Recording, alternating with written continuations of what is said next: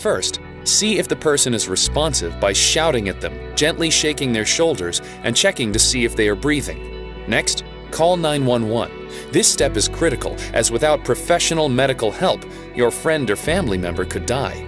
The following steps will buy them the time they need until paramedics can arrive to help you. Once the paramedics are on their way, administer 1 ampule of naloxone. Naloxone is injected intramuscularly, which means you inject into the arm or leg muscle, not a vein. Once naloxone is injected, it's important to start chest compressions and in some cases rescue breathing right away to keep oxygen moving to the person's brain and major organs. To do this, the person must be lying on a flat, hard surface. If you need to move the person to this position, please be mindful of other injuries the person may have, such as broken bones or a head or neck injury. It's important to provide time for naloxone to take effect and also to start CPR right away in case the naloxone doesn't work. Naloxone should work within at most 3 to 5 minutes. You'll know it's working if the person wakes up and is experiencing withdrawal symptoms such as vomiting or headache. Also, keep in mind that the person may be agitated and want to use again, but naloxone is only temporary, so it's important to encourage them not to use again and wait to be seen by paramedics.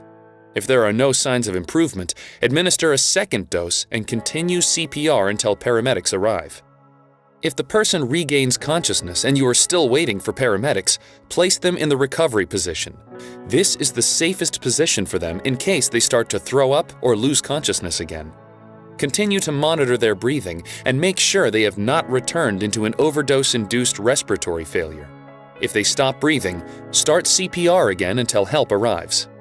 The danger is the naloxone will wear off after half an hour, 45 minutes. When it wears off, he's going to be back in the same situation. So that's why they need to call 911 and we need to take him to the hospital. When illegal drugs are involved, many people find it hard to trust police and emergency services and are tempted to leave the scene before help arrives. Unfortunately, this leaves paramedics without details that can be so critical in their life-saving efforts. That's why in Peterborough City and County, emergency services, including the police, respond to overdose calls with the focus on saving lives, not making arrests. The preservation of life is our paramount concern in any matter that we become involved in as a police service. So, of course, the 911 drug overdose, our concern is that the victim receives the treatment and care that they require to sustain their life and recover.